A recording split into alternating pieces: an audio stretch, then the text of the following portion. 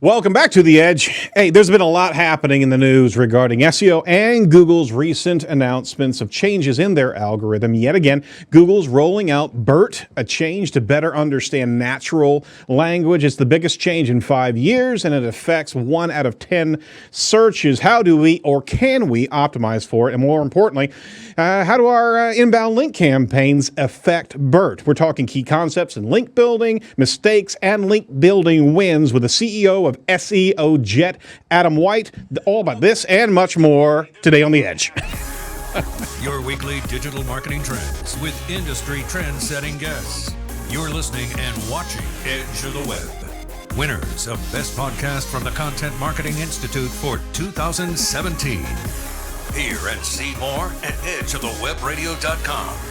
Now, here's your host, Aaron Sparks.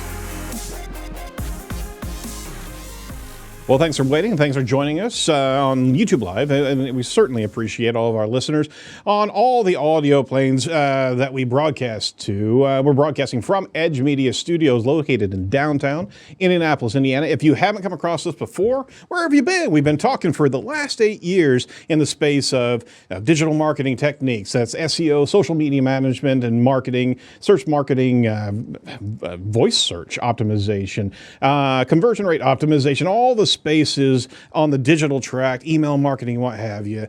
So we've got a great show for you. You can find all the latest trends over here at edgeofthewebradio.com. And we're talking to the top marketing influencers from around the planet. Check out all the recent shows over at edgeofthewebradio.com as well as a lot of insights and news articles and transcripts that we have from the show. I'm your host, Aaron Sparks. I'm the host of the CEO of Site Strategics, the title sponsor of the show, as well as the founder of Edge Media Studios. The reason that we do this show, tell you real quickly why we do it. We do it just to make sure we can demystify a lot of the constant torrent of new things that we need to know about to be able to be successful in the digital marketing space. There's so many things that are happening. Just like a perfect example is this week with the algorithm releases that we're seeing on a regular basis from Google.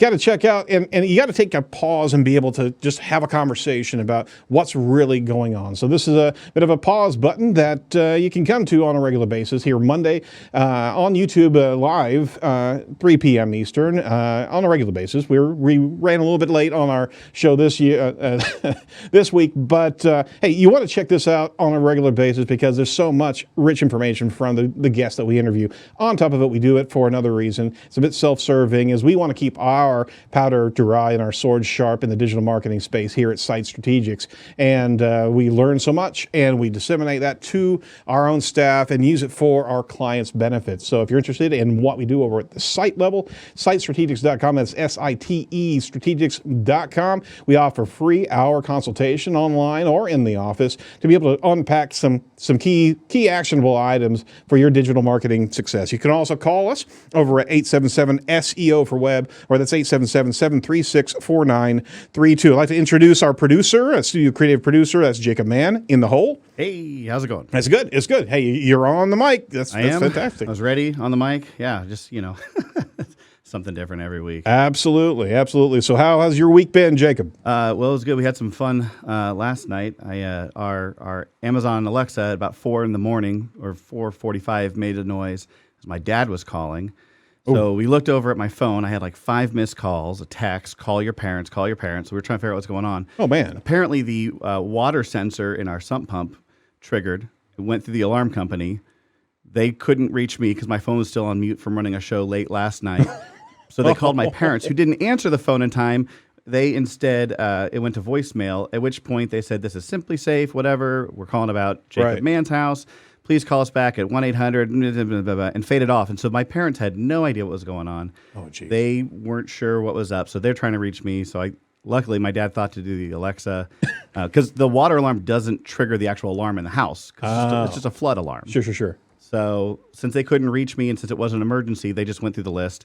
but my parents didn't get good information. So I guess my dad was like in a coat, ready to walk out the door and come over and bang on the door to figure out what was going on. So that got everyone's adrenaline running. I think everyone lost about 2 hours of sleep last night on that one. So, But Alexa to the rescue, right? yeah, thank goodness I was there. Saved a little bit. Well, you know what? Who's going to rescue us from or going to give us some great information into the link building traps that we can find ourselves in? It's Adam White, CEO of SEOJet. Adam, how you doing, sir? I'm doing great. Thank you for having me. Although as I hear stories about somebody losing sleep, I feel bad, but not that bad because I just had my 7th baby. And so none of us are sleeping around here any of these nights. Actually, he's going to put some shame or shade on you, Jacob, because he literally has 7 kids. Congratulations on that, by the way. Congratulations. Thank you. But my gosh, yeah, we're all knowledgeable about those late nights, those no sleep nights for a lot of us. So how's the wife doing? She's doing great. She's recovering. The baby's doing great. Very cute, but she likes to eat in the middle of the night, so that's a fact of the matter. Yeah, just take it away from her because you got to train them early, man. Yeah, she's not ready for that yet. She wouldn't go for that.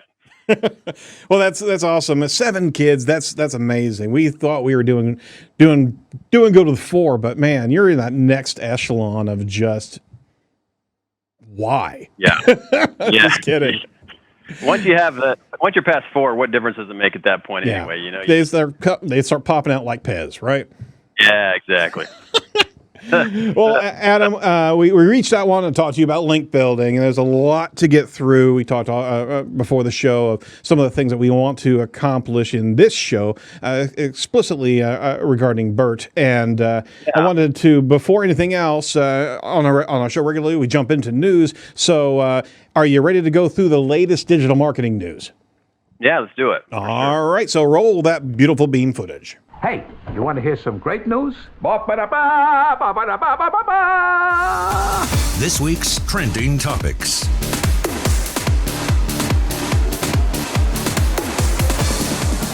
All right, so we're going to try to go through this as much as possible. I'm not going to be able to do justice on the deep dive into this news here, but from Inc.com over by Jeff Hayden, Google just announced a major search algorithm that change that users will probably love and some businesses may absolutely hate. Google's rolling out its single biggest positive algorithm change, one that could affect 10% of all searches. If your business lives and dies by Google search engine results, or at least in part, you make money off of Google, you got to pay attention to this. Google just announced this week its process of implementing a major change to its core algorithm, which is nicknamed BERT, and that is actually stands for bidirectional encoder representations from transformers. Let's all say that together quickly, right? Well, the fact of the matter is, this has actually been running for the last 2 years, learning on how to connect key concepts of search by transformers in natural language speak, because those transforming words actually create a relationship. So, as they give an example, one of the in the Google announcement, say you search for the search sentence, "Can you get medicine for someone?" Pharmacy. The old algorithm picked up medicine and pharmacy and returned local results under the assumption you were looking for a nearby drugstore. The new algorithm noticed for someone, which is the transformer, and it determines that you're looking for information about whether you're allowed to pick up someone else's prescription for them. Same search query, very different results. So they also give other examples of parking on a hill with no curb. The old algorithm reached into the bag of words and discarded no, delivering a top result that referenced how to park on a hill with a curb. The new algorithm realizes now that no matters and delivers a top result showing how to park on a hill with no curb. So, Google's smarter. It's been analyzing speech patterns for a very long time. It's a mixture of AI and we believe some human influence as well from this. It's been a developing factor and feature inside of Google. We certainly understood RankBrain, although we didn't know what RankBrain was doing. it's now another level of AI that Google's actually pulling into the mix. So we actually talked about entities. We talked about a number of different factors of how Google is now understanding relationships of concepts with Bill Slawski on a show that we did a while back. But this is big, and on top of it, you really can't see the effect because it's not only long tail phrases that we're talking about, it's also the fact that usually you're watching your ranks in the keyword, more short tail keyword references. And you're not going to be seeing that adjustment. So you got to look at the Google Search Console to be able to see what's really happening on your website. But I'm going to turn it around to Adam and get his take on the BERT. So yeah, thank you. My first instinct is, when I explain to people what I do for a living, it already sounds nerdy enough. So when Google comes out with a name like this, It just makes it, come on, you're not helping anybody out in the industry by making us say things like bilateral, unidirectional, whatever the name was. But thankfully, at least they have BERT. That doesn't sound as bad. But the Sesame Street references are all over the bloody place. You realize that? Yeah. Maybe that's not great either. I don't know. Google's intent is always provide the best user experience because they'll be able to sell more ads that way. Like that's the bottom line of it. A better user experience means more usage, which means they can sell more ads. So this doesn't surprise me, although I am a little bit like, I'm impressed by the technology, right? Because they're just in the English language, and I don't know if this is rolled out to every language, but in the English language, there's so many nuances to and just slang and different things that in different parts of the country, things are said differently, and to be able to figure that out and to use a computer to figure that out to me is extremely impressive. And I think it's a great thing for users, right? It's going to provide a better user experience. Mm-hmm. The reality is, SEOs figure out how to, and nobody likes to hear anyone say this, but they figure out how to manipulate rankings to get the sites that they want to rank higher, right? And so Google's always like, well, we want the best result. Whether it's somebody that's doing SEO or not, we want the most relevant result that's going to provide the best experience for our users. And so this change, I think, it's really just giving somebody exactly what they want the minute they want it, right? And that's always their goal.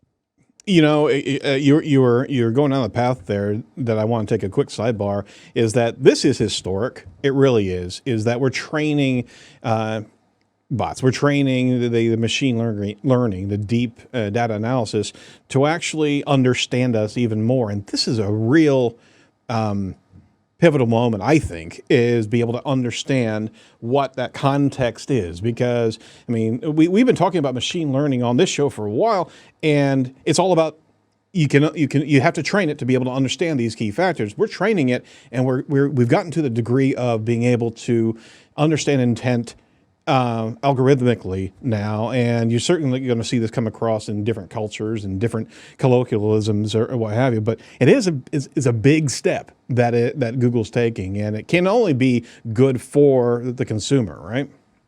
Yeah, I think so, and I wonder how much Google Home has played a factor in this, where they have people speaking searches instead of typing them, how much of a factor that's played into them learning the nuances of the language. Absolutely. Voice search is directly parallel to natural language. In fact, oh my gosh, that was brilliant, Sparks. All right, so this is a key concept that has all of SEO aflutter, and there's a heck of a lot of content being churned out of how best to optimize for BERT. We're going to talk about that here in a little bit, but fact of the matter is, it's big, and you should be paying attention to it if you are at the helm of your SEO. Another story from Search Engine Journal from Roger Monti. Facebook announces program to help news sites. Now, this got some contention here in the news cycle here. Facebook has actually announced a new feature called Facebook News. Facebook News is created in partnership with journalists and the journalism industry. Given Facebook's popularity, Facebook News may become become a significant source of audience growth for publishers. They've actually rolled out 5 features. They're actually going to make a new news accessible and make it accessible via a news tab. Within the tab, users can actually access news through 4 features and be able to personalize their news with a 5th news feature. So these features are today's stories, personalization, topic sections, your subscriptions, and controls. So the type of news that Facebook's allowing, or the channels of news, are general news, topical news, diverse news, and local news. And general news are publishers who address a wide range of news from sports, politics, what have you. Topical news has to do with things that are in a particular vertical. Diverse news is news along racial and ethnic divisions, and as well as we don't get a concept of the control. But the fact of the matter is that this is a paid relationship with journalists, with news organizations. There's the crux, is that, and that's what was actually very contentious. Is all of a sudden there were some arguments about these news industries being able to pay for their visibility on the news feed, because we all know the algorithm inside of Facebook has been changing wildly, and this is Facebook's way to monetize this. So, what are your thoughts, Adam, about this new news feature? I mean, I feel like, let me just preface this by saying I don't spend a lot of time on Facebook. So I remember they used to have the news feed on the side that, I'm not sure how, I guess that wasn't a paid feature. So it was just kind of their own curation of that. But I think it's one of those, you have to adapt or die, right? And it's a big company like Facebook, they need another reason to keep users on Facebook. And they know that many of their users are adults. The kids seem to be going to Instagram these days. So their target, their big user base is probably more adults. And so I think that they really just, they know they're spending time reading news on news sites. And so they're like, well, let's just keep them here. Plus it's a way for them to monetize their content more, apart from the paid ads. Well, there was also a continual contention from different types of news in different political spheres that they weren't getting an even keel when it comes down to visibility in Facebook. So this is Facebook's attempt to be able to organize it and create a level of fairness that would then be able to be controlled by the user. And there's a heck of a lot of discussions of, okay, this is how bribing goes on in the space of different news organizations tallying up and ponying up certain monies to be able to get visibility. So that is a different conversation, and that's way outside the space. I think you're right, is that Facebook's trying to keep those users pulled back around, because the user base is believing that things are potentially contrived or manipulated inside Facebook. So maybe there's a nice escape hatch to see the news the way I want to, right? Yeah, I think so. I mean, and obviously Facebook has faced a lot of scrutiny and had to deal with government intervention and all these different things, and the whole data trust issue, and so. I think it's just a way for them a different way for them to get users to stay on their platform. Yep. All righty. Final article from Search Engine Journal, another Roger Monti article. We're going to have to get Roger on the show. I think we've been referencing his stuff quite a good deal here recently. Google's John Mueller on link velocity and penalties. Now, I'm not going to do this article the justice it deserves, because it's a very in-depth article regarding John Mueller's response to a question on a recent Google Search Console or Google Webmasters chat, which is a regular thing, and you got to jump in there and be able to listen to how Google's communicating to the audience. John Mueller, Google's John Mueller, answered a question about getting links too fast, and if it could actually trigger a penalty. The rate at which links are acquired is known in the SEO community as link velocity, and John Mueller's answer provided insight into the topic of getting links too fast and whether the results could result in penalties. So the question was asked, hey, if I get 200 links in order 2 days, is that going to create a penalty? Well, it was actually referencing, and the context behind it is that link velocity has been long talked about in the SEO community, and a factor of potential spam thoughts. And it actually dates back to a patent that Google actually put into place in 2003, talking about the factor of a timeline and how many backlinks over a particular timeline a particular domain would have. Well, the fact of the matter is that the patent actually pushes back on the fact of potential spamminess or penalties, but it also factors in the topical changes that a particular concept or a particular topic could have in a short amount of time that could actually benefit that domain. So please read the article, but the long and short of it here is that the patent that they were referencing to does not have any type of link velocity references. It talks about spikiness of rate of growth as a potential spam signal. It also discusses warning sites that obtain links quickly. And I mean, this is a concept that's been from 2003. But more importantly, John pretty much said, if you're talking about 200 links in 2 days, it really sounds like you're not getting natural links. You're getting unnatural links, most likely buying those links. And he quickly dismissed link velocity and really just focused on the natural concept of links. And we're going to unpack this today on the show. And this was a quick tee up to Adam here regarding the link factors and the velocity of links. So what are your thoughts about that particular response from John?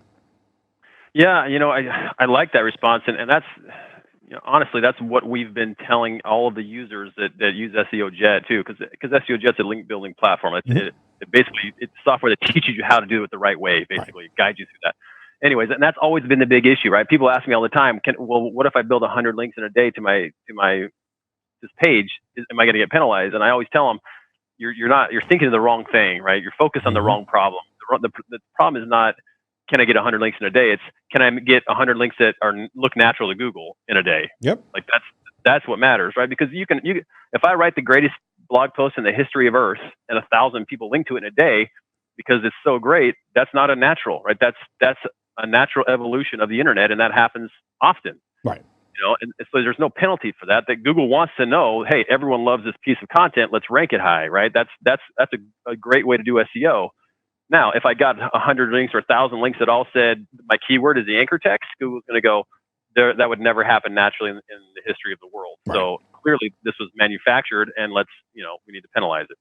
So it's really just a matter of building a natural backlink profile, and then not worrying about velocity as much. Right. And that's what we're going to talk about on the show today is what does natural mean and how to understand your backlink profile. But to wrap up, that's our news for the day. We certainly want you to join our newsletter so you can get all this information right to your inbox on a regular basis. Check out and just go join. Actually, you can type in the number to your smartphone, 22828. Yeah, let's do that again. 22828, the word Edge Talk, and you can sign up right there, free of charge. We won't use your email for anything but sending you the digital nuggets of gold, like this interview and previous interviews in the past, although that's, we haven't done the complete interview, Adam, so this could actually go down in flames. We don't know. But join the newsletter, and you're certainly welcome to give us feedback on how everything's going on the newsletter, and let us know if we can do anything else to bring you the most updated information as easy as possible to you. So go over to edgeofthewebradio.com as well, and you can actually join right there.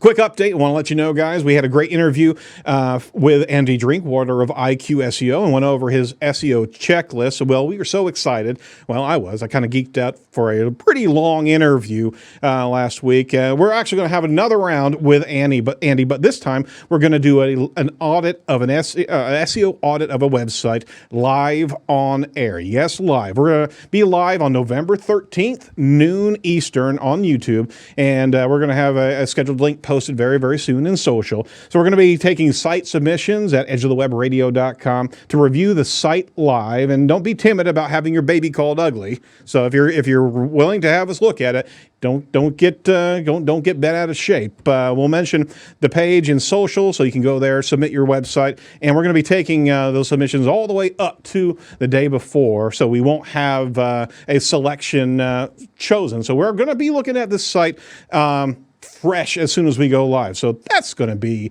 fun. What the heck could go wrong there, right?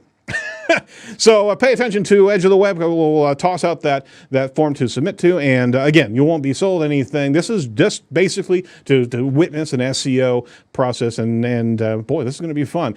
Geeks, bring your popcorn, because this is just going to be a wonderful moment in YouTube history. All right. We want to thank Ahrefs for being a return sponsor for Edge of the Web. Ahrefs makes competitive analysis easy. Their tools show you why competitors are ranking, getting the traffic that they're actually getting. You can see the pages, the content, and most importantly, the inbound links that are actually getting them those phrases. And on top of that, the exact words they're ranking for. So jump all over to Ahrefs today. That's Ahrefs, REFS.com. And hey, sign up for a free trial right then and there. It's a great tool that we use here at Site Strategics, and we swim in great data on a regular basis. All right, there's our news. There's our gratuitous plugs for Edge. Follow all the featured trending topics over at edgeofthewebradio.com. But now let's deep dive with this week's featured guest. Now it's time for Edge of the Web featured interview with Adam White, founder and CEO of SEOJet.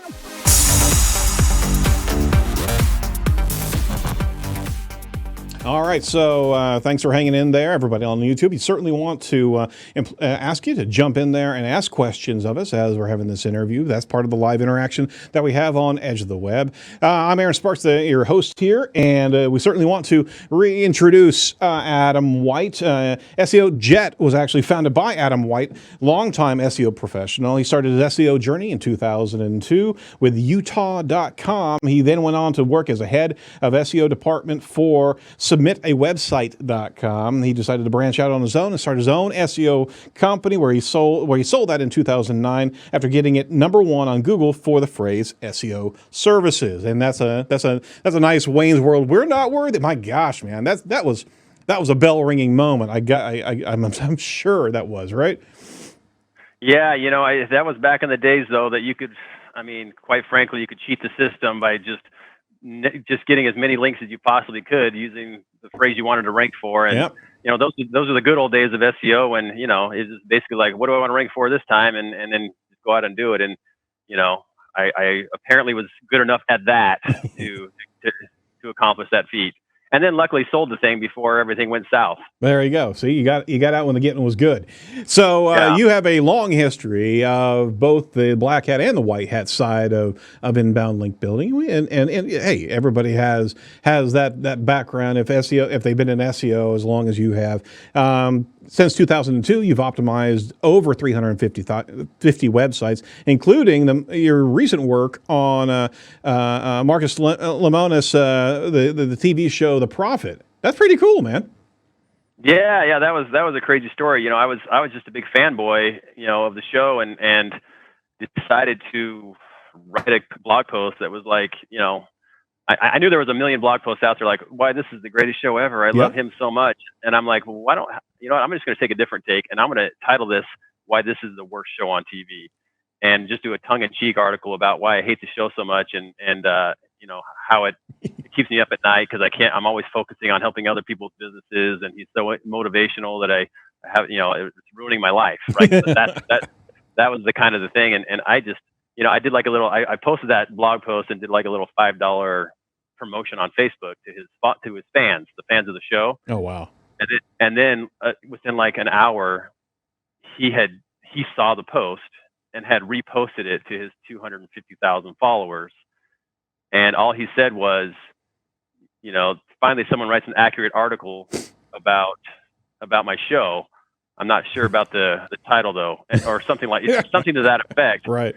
And it went so viral that it literally shut down my website, and all people could see was the title, which is why the TV show The Prophet is the worst show on TV. That's all they could see.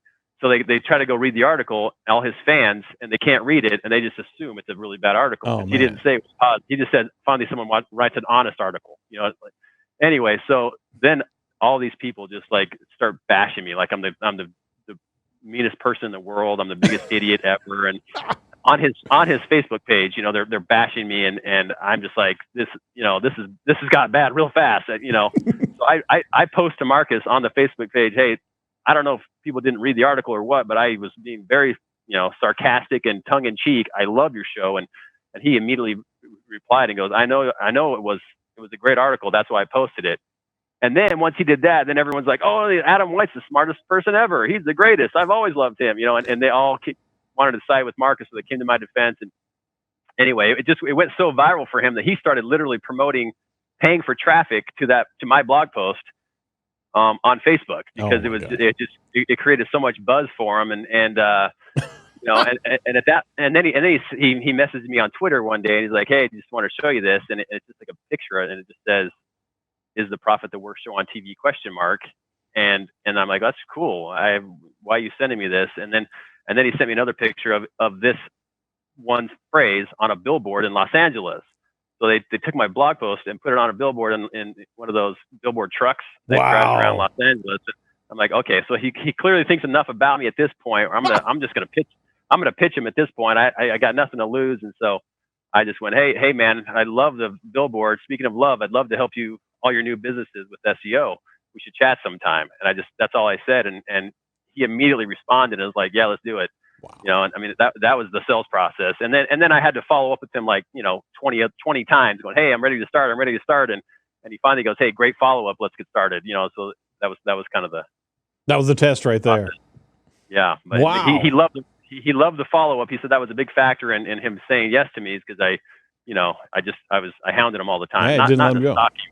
Yeah, exactly. So lesson learned is what we should all do is go try to insult / sarcastically stalk all of our favorite influencers and see if we can actually all do business for them, right? Yeah, only if you can get something out of it. Otherwise, I don't know if it's worth it. You also took a brief hiatus from SEO to write and direct the award-winning feature Inspired Guns. And you're living in Arizona. You got 7 kids. You have a link management software platform called SEOJet. It's built to help SEO agencies be able to build natural links as opposed to paid links. So we certainly reached out to you because you're in the link space. We want to know how you got to your role over at SEOJet, briefly. Yeah. So when I was working with Marcus, actually, one of the things this is a few years ago, and Google had kind of made those changes where it was like you have to be really careful how you build links, because if your anchor text profile doesn't look natural, you're going to get penalized, right? And so I really was petrified on building links. I'm like, I don't want to ruin this. Guy already has a lot of natural popularity because of the TV show. I don't want to ruin this because I'm going out and getting him links, and it doesn't look natural the way I do it, right? Mm-hmm. So it really just kind of handicapped me a little bit, and I don't think there was enough movement for him because of that, right? And I thought this is dumb. Like, somebody should have figured out, like, if I should know exactly what to do for every single link. There's no reason not to, And so I just went right to the source. I went to Google and just literally started looking at #1 ranked backlink profiles and going, what does Google want to see in a backlink profile? What do they think deserves to rank #1 for any search term? And I looked at thousands and thousands and thousands of backlinks, and as I did that, I categorized every single anchor text. I created 12 anchor text categories, categorized every single link. And then when I started comparing #1 ranked pages side by side, their backlink profiles, I realized that they were very similar. Almost every one was very similar. And that was kind of the big aha moment, that now I had a really good idea of what Google really wants to see in a backlink profile to rank #1. So I started building out what I call link maps, which is literally just a roadmap of what links I know that I need to match what a #1 ranked backlink profile has. And then I built SEOJet around that. So to automate everything, to not everything, but to automate more of the process so that it was just easier to manage. Got it. Yeah, and you got some cool tools in there, cool gauge tools to be able to understand your natural profile. So it gives you a good deal of audit, but also tees up opportunity links. Be able to cross section and be able to link, look at their intersections of competitors and what have you. So we certainly appreciate that focus and the building of that type of tool set, because it's not a SEO audit tool for everything. It's a very specialized tool. So we wanted to unpack a couple key thoughts regarding link building. And first and foremost, I mean, over the last 10 years, arguably it's been the most important factor for SEO. And we've done a number of shows here regarding links. In fact, here, gratuitous here. Show 12, 44, 79, 165, 169, 176, 239, 240, 298, 302, 303, 315, and 319. We're all focused on links. So, and now 330. So, and we were focused. I mean, the focus is imperative. We've been talking about it for a long time. If you don't know your link profile, you've got to understand it. So we've seen a huge growth in the marketplace in regards to best standards, and we're always watching what Google's actually telling us about links. What's your take on link building over these recent years? I mean, there's the paid link era, right, where quantity really mattered. But what over the past 10 years can you actually kind of point at as key pivotal changes in the kind of the link in the inbound link timeline? Yeah. Well, first off, I would say that you really should have quadrupled the number of episodes about link building. That's how important I think link building is to SEO. I mean, again, I've been doing this since 2002 and have optimized well over 300 sites. I don't know, maybe over 400. At some point, I just stopped counting. But sure. But what has always made the most difference, what has always been the most impactful, was how well I did the link building. Nothing else has ever come close. And so, I think that it cannot be oversold, right? Like it really is the most important thing. I think content is great, but great content without good links is invisible content, as far as I'm concerned. There you go. So I think what's really changed over the last 10 years is, like I said before you could really, the anchor text is what really matters. Well, let me rephrase that. The anchor text is one of the key principles, right? It used to be the thing that mattered. It didn't matter how good the site was that the link came from back in the olden days. It was what the anchor text said is what mattered in terms of rankings. Now it's much more how relevant is this site to your site, right? Is it in your same neighborhood, as Google likes to call it? Do other people link to that site? Does that site have its own organic traffic? Those things really matter a lot more. And then just maintaining an anchor text profile that looks that is natural, right? So not too many key phrase anchors, not too many anchors that are click here. You know what I mean? Like, it's really just maintaining the profile that would happen naturally in the evolution of the internet. No, absolutely, and I appreciate that position, because it is huge, and there are so many factors of authority that come into play regarding the link profile. What do you say to companies that have never focused on their we call it the online credit score, for lack of a better description? What do you say to companies that haven't even looked there yet? That haven't even built links? No, I haven't even looked at their link profile to begin with. Oh, I mean, yeah, if they have good rankings, it's probably because they've looked. If they don't have good rankings, they're probably looking now, going, why don't we have good rankings? If they haven't looked, it's because they haven't been doing SEO. Right. I mean, if you're not looking, then you're not doing SEO the right way. I mean, honestly, there's a reason why people get stuck on page 2 or 3 of Google, and that's because you have links probably, but they don't. But there's something holding you back. You haven't built enough brand authority on your homepage. The links just don't look as natural as they should. Something like that. That's most likely stopping you from getting to page 1. Yep. So, we can't buy our way to the top. We have to be able to earn it. What are some natural ways that sites can earn links? one of my favorites is to use, and I'm sure you've heard this before, but helpareporter.com is one of my favorites. Yeah. It's really, really, I've gotten some pretty amazing links from that just by posting a quick response. I usually take about 10 minutes a day to go through all the emails. They send out a whole bunch of emails of requests from reporters going, hey, we're writing an article on this. And most of them don't ever apply to me.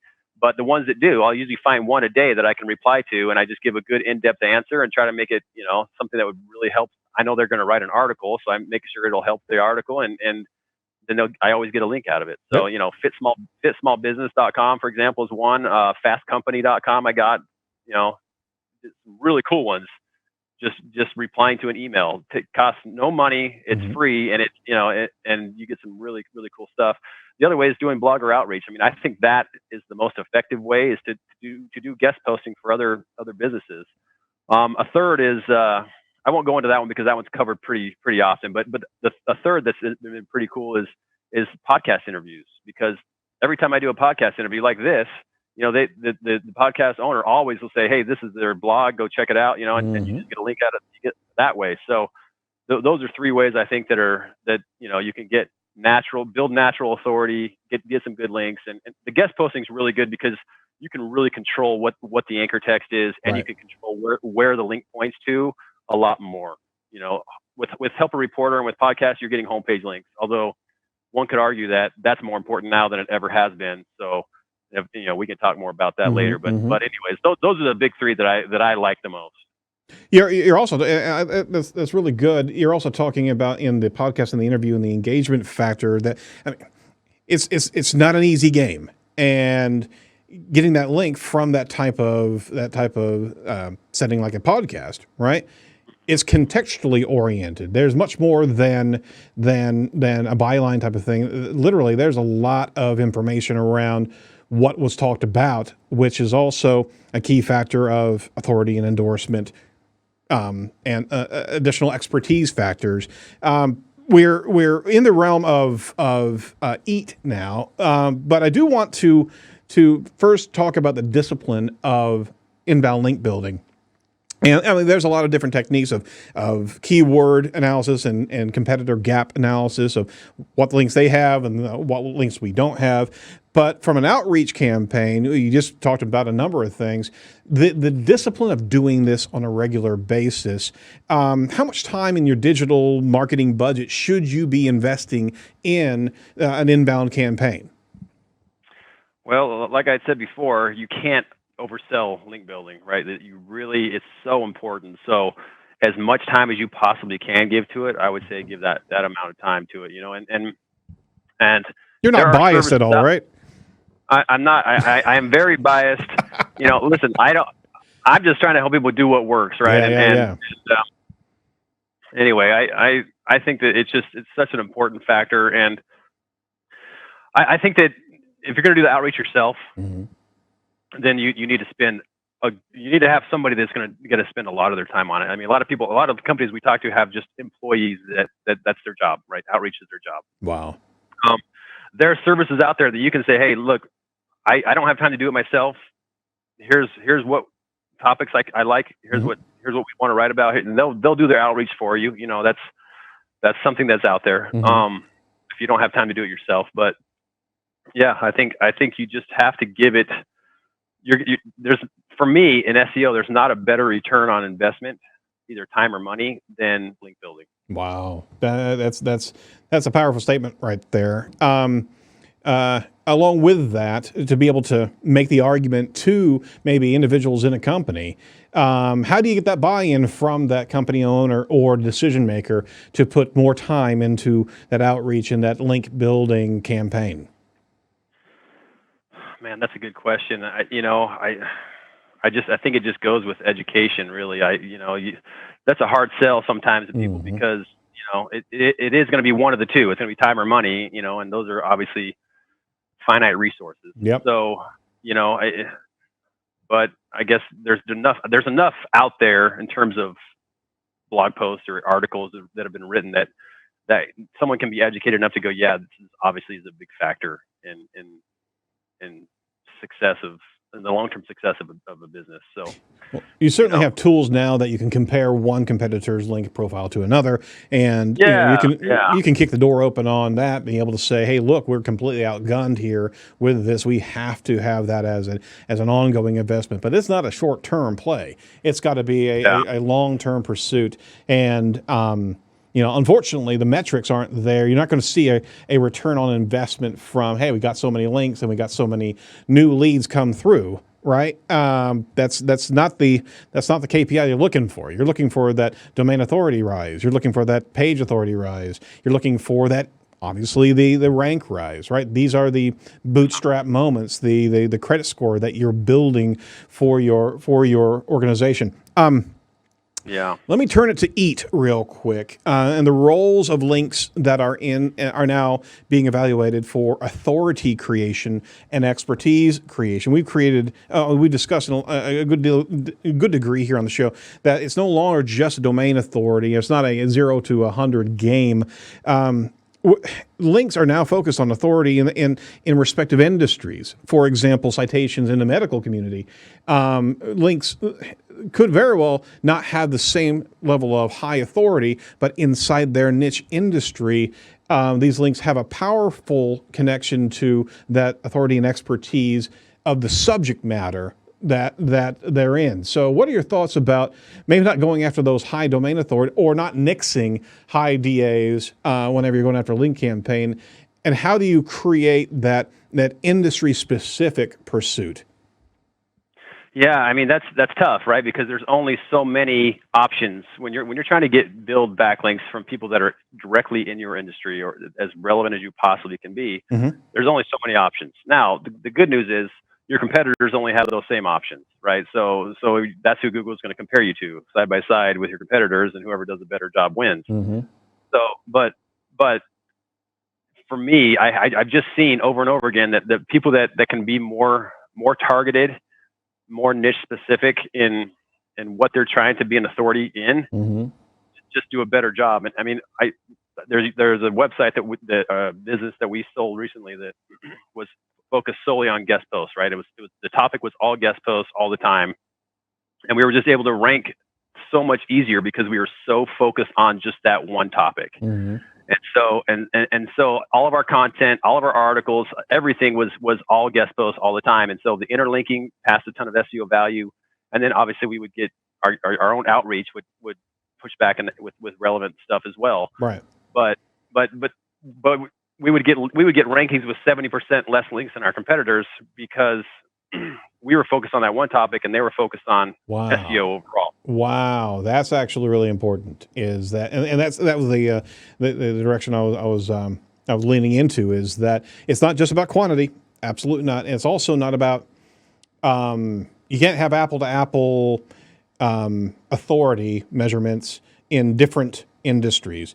You have to be niche and you have to know that space, and you also have to learn the industry to a good deal greater than just hunting for top line domain authority or page authority pages, right? Yeah, exactly. I mean, I think that's really, it's such a big factor now. I mean, that's just the way that Google has shifted now. The more topical you can be and going after links on blogs that are relevant to yours is how you should spend your time. Mm-hmm. I hate it when people are like, "Hey, but it's a DA40," and I'm like, "DA40 doesn't mean anything." There you go. That's a metric made up by a different company that's not Google. Look at is this blog relevant to my blog, and do they rank? Do they get organic traffic from Google? Those are the two factors that you should really look at. No, absolutely. I love it because the SEO industry has kind of fabricated how to measure themselves, and this isn't coming from Google. It's a parallel universe basically, but don't get completely persuaded on that number as opposed to understanding what's really valuable out there. The EAT concept in links. I wanted to ask one more question. We're talking about expertise and authority. Could you actually suffer from an inbound link that maybe has a good authority to it, but the trust factor of that site And those are those quality grader guidelines of do they have specs on their shipping or their return policy, all these different, would you trust that site with your credit card concepts? It's not a direct authority scale, but it is a trust scale. Now we have something else to look at and evaluate of the link pursuit is to be able to see, okay, this link looks good. It's in the niche, it's in the industry, but their site sucks. Yeah. I mean, that's a tough one because one, you can't ever control who links to you, right? Like anybody can point a link to you, and I think it would put you at risk. Mm-hmm. Those that have bad intent would take advantage of that more often. Yep. You know what I mean? Yep. So for me, I don't personally worry as much about, if one person's linking to me, and you can always disavow a link if you're worried about it, right? Absolutely. But I think that in general, and again, this is why I say, look at who ranks in Google. If you're going to try to get a link from somebody, try to get someone who has good organic traffic, because then you know that they have Google trust because Google ranks them, right? They rank them enough to where they're sending them traffic through those rankings. So they're not going to pass. It's not going to be a negative thing if they link to you, right? It's going to be all that trust they've already gained from Google. They're passing on to you when they link to you. So that to me is the key metric. Absolutely. As a sidebar, how often would you recommend people disavow? I mean, I don't know that there's a set date to do that, a set time frame. I think it's if you see something bad happen and you know that there's a reason it happened, then you do it. Do you think? I don't just do it for fun. Well, there's a lot of link tools out there, obviously, and they all have some newly acquired link viewpoints or apertures there. Do you want to disavow as quickly as you find a negative link? I mean, that's probably up for debate, honestly. There's a million ways to do SEO. Like I said, for me personally, like if I start seeing something negative happen, and then I recognize that that would be the cause of it, or likely could be the cause of it, then I'll go through that process. If I don't, otherwise I don't spend a lot of time going on. I mean, you could drive yourself crazy doing that. Going, is this a good or bad one? Right. If I get I've written for Search Engine Journal before, for example, and they get 1,000 copycats that just syndicate, basically, copy the content, put on these garbage blogs, and post it out there. Yep. And guess what? That's a link to me now because my link is in that article. But I know that Google's smart enough to know that they're doing that every time, right? That all these thousand little blogs are all doing the same thing. And so I basically just say Google's not counting that link for me or against me. There you go. It's a worthless link. Got it. All right. You recently wrote a blog here about common mistakes in link building. What are some of the most common mistakes that we can tell our audience here? I think a big one, and this is just because we have lots of users, and so I see lots of link building happening and what people are doing, and just the mistakes that are being made. I think one of the biggest ones for local SEO is somebody wants to rank for Plumber Chicago, they're going to put the word Chicago in anchor text when they build links because they want to rank for Plumber Chicago. But what we tell them is Google is smart enough to know your location without it being written anywhere, right? They can just look at the IP. So they always know where you're at. So you don't need to tell them Chicago if someone's searching and they're in Chicago. Right. But what it does tell them is that's not natural. Like somebody doesn't link to someone else using the word Chicago. You don't talk like that. You wouldn't build a link like that, right? Like that's just that's the biggest key is your link, your anchor text link in your links should be conversational, right? It should be able to fit right into the middle of a sentence. And if it doesn't, then it probably doesn't look natural to Google. So Plumber Phoenix or Plumber Chicago, give me a sentence where that makes sense, right? You have to really stretch to find one. So, yeah. So we tell people keep your city names out of the anchor text. It doesn't look natural. Google doesn't want to see it, and all it's doing is raising red flags, saying, "Hey, I'm doing SEO over here, so you should come check it out." That's all you're doing. That's pretty important. Absolutely.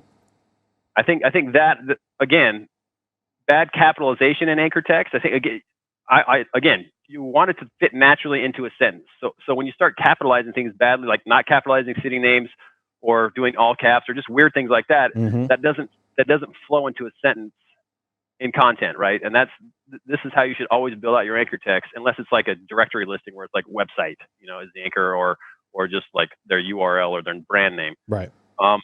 So there's that. Yeah. I'm just looking at the list here because I wrote that a few months ago. Yeah, no worries. So building links to promotional pages is another big one, mm-hmm. right? Like if I have a page where I sell my SEO services, for example, I don't do that anymore, but if I had an SEO agency and I was like, come check out my SEO services page, right? Like there's not a reason a lot of people would link to that page naturally. Right. There's not, right? Like no one cares, right? Hey, check out Adam White's SEO services page. It's fantastic. Like it doesn't. I've never seen a page. What a great resource. Yeah. Man, he really provides a service. It's like they don't care. So no one would do it. So if I'm building a whole bunch of links to those pages, yep. Google's going to go, okay, why are so many people linking to this promotional page? Yep. And obviously I want that page to rank, because if people see I provide the service, they'll hire me, right? But you just have to go about it a different way. That doesn't work that way. So we're circling. Go ahead. Keep on going.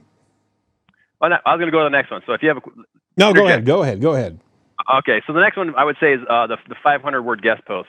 And this one really has come to be because so many people hire guest posting services, right. and everyone's default is we'll write you a 500 word article as part of the thing. And I just think to myself, there's no way that you can get real quality content in 500 words. Like nothing meaty, nothing worthwhile is ever going to come out of 500 words. Right. And so, but now there's 10 million 500 word articles that have links in them on the internet. And I think to myself, if I was Google, I would just go, all right, let's just do write an algorithm that says, look for 500 word blog posts and discount the link. That's a scary algorithm change right there. I know it is, but it makes sense.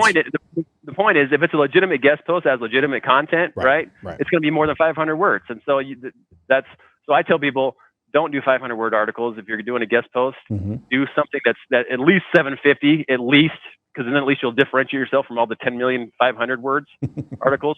Yep. So, nope, absolutely. There's that one. And another big myth is that if you write amazing content, people are just going to naturally link to it. And I think this is what everyone says in the industry. And look, I'm the voice of reason and the voice of let's be brutally honest here. Just because you write amazing content doesn't mean anyone's going to link to it. Right. And it could be the most amazing content ever. People aren't just going to naturally find it and link to it. That's just not how it works. If you don't promote it to get people to know about it, mm-hmm. no one will ever link to it. And so you can't just say, well, everyone says just write amazing content and you'll do well. That's not true. If you don't build links to your content, if you don't go out and actively promote it, then you probably won't ever. When you start getting links naturally to an article is when it ranks number 1 on Google. Isn't that ironic? Like when it's in the top 3 of Google, then people start linking to it naturally. And that's the only time. So that's the truth of that myth. There you go. It's a field of dreams myth that we want to bust. You will not get links if you just post that information, that beautiful article on your page. You've got to go pursue it. You got to point people. Nobody's going to know about it. Come on. Yeah. All right. So there's some good mistakes right there. Yeah, absolutely. So we're circling around natural and language and how everything kind of fits together. Now we have BERT, and I'm going to pull it back around. Bidirectional encoder representations from transformers. All right. We're going to do this real briefly. We're not going to do nearly as much justice as I would love to do on this, but this is brand new, just rolled out. You got to understand BERT. It's about natural language processing. BERT's a natural language processing pre-training approach that can be used on a large body of text. It handles such tasks as entity recognition, part of speech tagging and question answering, among other natural language processes. Now, we're talking about natural language.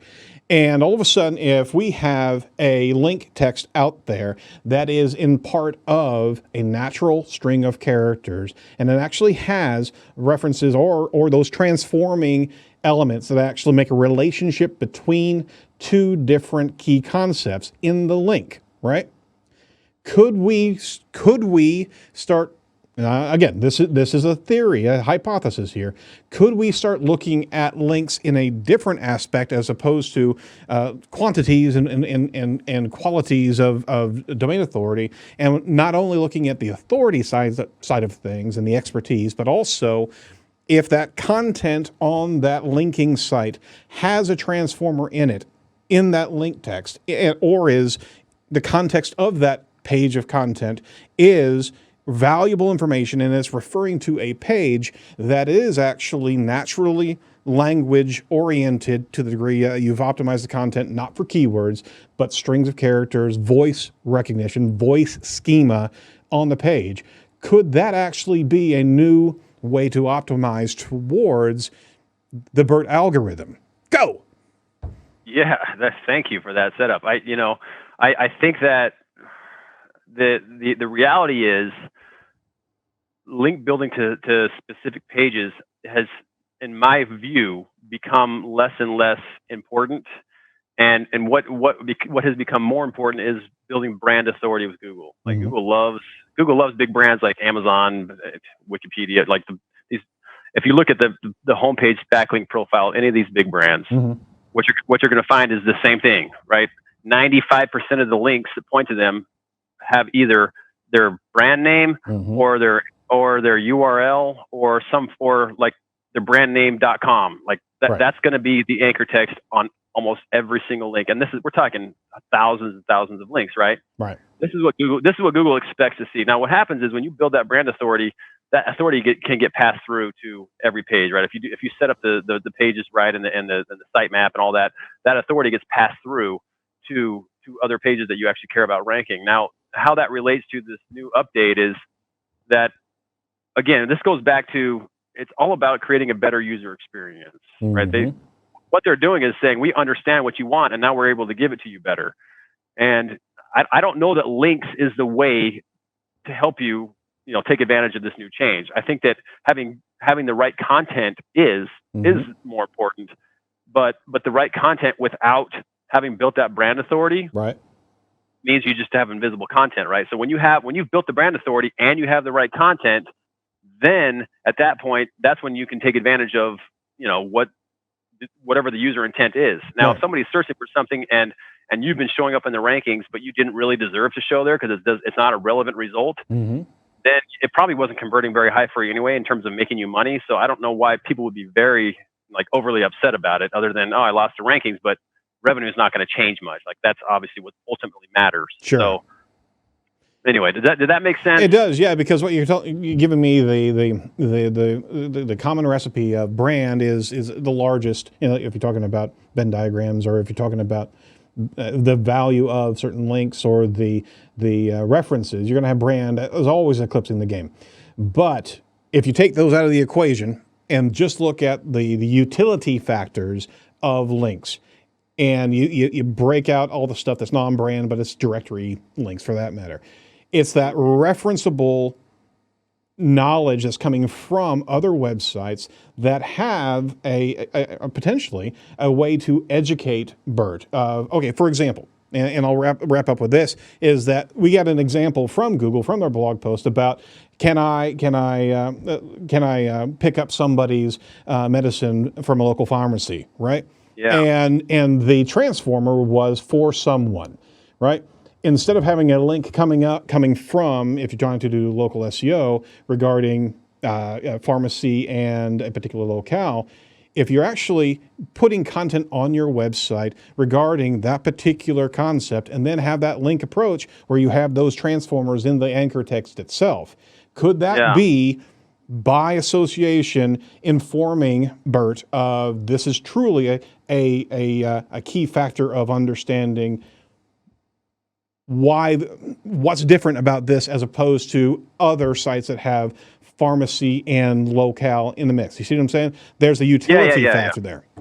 Yeah. I think you're right on, and I think it goes back to when you create your anchor text, again, make them fit into a sentence, because then you're going to have those transformative words, right? Yep. That's it, because it's a natural way to speak, and so do that when you build out your anchor text. Don't try to just target the key phrase, but target a phrase that fits into a sentence in a natural way, and you're going to have those phrases in there and I think that you will get credit for it for helping teach the AI that Google's using to have just create a better user result. Absolutely. And thanks for going down this theory with me. We talked to Bill Slawski about, he just dives into patents on a regular basis. And my gosh, that man is sold and determined to figure out everything that's happening on the Google side. And we saw patents earlier regarding entities and Google's understanding the relationships between entities, external entities in the internet as it applies to a particular topic. And if we're looking at entities and BERT actually understanding these particular transformers, you have the ability to find those linking entities out there, and then also be able to provide anchor text that is able to educate BERT. Maybe this is that new realm of entity optimization that's going to pass through to your site, as opposed to any type of keyword ranking or any type of on-page ranking. It's really creating those relationships out there, and then being able to bring your content, your landing pages, your home page into that entity triangle. What do you think about that? Yeah, I think it's going to be really interesting to start testing this now that they've kind of openly said, here's what we're doing. It's going to take a while because, that's just that's the nature of SEO. But I think over the next few months, we're going to really get a good idea of, okay, now how do we take advantage of this now that we know this is what Google is doing? Absolutely. They kind of opened the kimono there to be able to show exactly what they're doing. Now it's us from SEOs to realize that this is no longer gamification. We have to know these relationships out there and get our clients in front of those. Well, so we went a bit long here. I do apologize, Adam, but we always do want to wrap up with some key insights from our guests regarding the industry they're in. So first and foremost, thank you very much for your time today. Let me ask you, what bugs you about your industry right now? What's always bugged me is I spend a lot of time, when I used to do SEO, I talked to a lot of potential clients that have said, hey, I just got burned by somebody in SEO. And you hear that phrase so many times. I got burned by somebody in SEO. And it, the sad reality is that because, SEO, it's easy to sell, right? Yeah. Everyone knows you need it, so it's easy to sell, but there's not that many companies that actually know how to fulfill, right? And to do it a good job. So, and a lot of people will just, it's a money grab. They'll just take whatever money they can get and don't take enough to actually do the job right. Mm-hmm. There's a lot of these issues, and, just trying to take away the negative stigma that comes with the phrase SEO. I think that's probably the most annoying thing that I don't know, you probably deal with it too on a daily basis. Absolutely. No, it sucks. It also sucks because, clients who've gone from other SEO companies didn't know what was done to them, or didn't understand, maybe from companies that were actually doing a good job, but they thought they were getting burnt because they don't have that tangible factor. They don't understand the link values, or they don't understand what optimization is.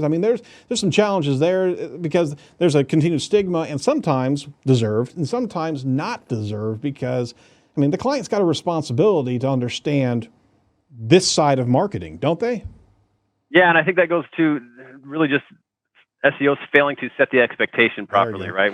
Because so many people think, hey, I should be able to rank in 2 months, right? That should also take. So in 2 months, I'll see results. I get that question all the time. So in 2 months, I'll see results. I'm like, I don't know. I don't know if you're going to see months. It might take 6 months. It might take a year. I don't know. But if you're not in it for the long term, if you don't have the expectation set that it's going to take a long time, and that this is something that you're not going to stop in 2 months, right? You keep doing it forever. Right. Then those people end up happy because they understand, okay, this is something we're just always going to have to budget for, and we do it. The ones that you're too scared to tell that because you might lose them as a client, those are the ones that end up mad and say they got burned. It's a lot easier to point fingers at somebody else as opposed to yourself. All right. Yeah. Conversely, what excites you about the industry right now? Well, it's interesting because I used to, back in the olden days, I did a lot of affiliate marketing, and that was fun and great. But one thing that I always kind of just nagged at me a little bit was I didn't take a lot of ownership in any of the affiliate stuff I was doing. Mm-hmm. Right? It was just like, let's just see how much money I can make, selling someone else's product, and it's great. But I really always wanted to, like, I want to build my own brand, right? Something that I can really get behind and just go, I'm all in on this, and I'm proud of this, and I tell my grandma about this, that type of thing. And it's been really cool to see Google really shift their focus, and I touched on it a little bit already, but shift the focus on how important having a brand is. And I teach this, and I reiterate this over and over again with the users at SEOJet. Like, if you're not doing a good job of building brand trust with Google, you're not going to have great results. You won't. And so we've even seen it more now, where we'll see people create these amazing blog posts that are 3,000 words long and just awesome. They'll build links to them and stuff, and they'll get beat out by competitors who have a similar blog post that has no links, but they have amazing brand trust, right? They have lots of homepage links that are all branded anchors, and they get beat out by those guys. And I get beat out by people like that. You know what I mean? It's just, you see it over and over again. And so, again, can't reiterate enough how important that is. But I think it's great that that's what Google's doing, because you can really take ownership in your business, and it's only going to benefit you from an SEO perspective. Absolutely. Absolutely. Well said. Well, is there anything that we can promote for you today? Well, I mean, obviously we have the software SEOJet. This has been my baby for the last 3 years, and it's been an awesome ride. And if you're doing any type of link building, the software, if nothing else, will just show you to make sure you're doing it in the right way. Make sure that your backlink profile looks natural to Google, and it'll tell you what to do next, right? So if something's messed up, we say, okay, well, here's what you need to do to fix it, right? And then just go out and do the outreach to make the changes that need to be made. Very cool, very cool. We're going to have to check that out, man. Now I'll talk to you about having a demo of that, because it sounds really cool. Yeah, no problem. So you want to go over to SEOJet.net because you want to be able to create a personalized backlink plan for each of your pages, so your backlink profile can always look natural to Google. So fantastic. I really appreciate the time today. We want to make sure that our listeners follow you on The Real Adam White on Twitter, as well as adam.white.906. Where did the 906 come from?